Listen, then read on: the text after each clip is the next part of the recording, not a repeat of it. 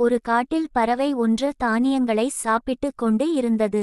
அந்த வழியே சிங்கம், புலி, சிறுத்தை சென்றன. பின்பு நரி சென்றது. பின்பு மாடு, ஆடு சென்றது.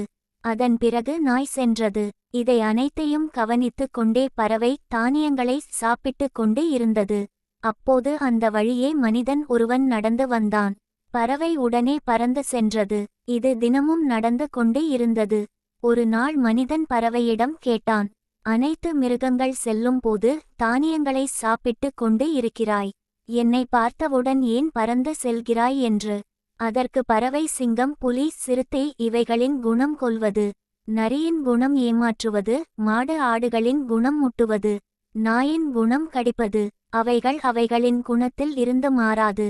ஆனால் நீயோ மனிதன், எப்போது எப்படி உன் குணத்தை மாற்றுவாய் என்பது தெரியாது.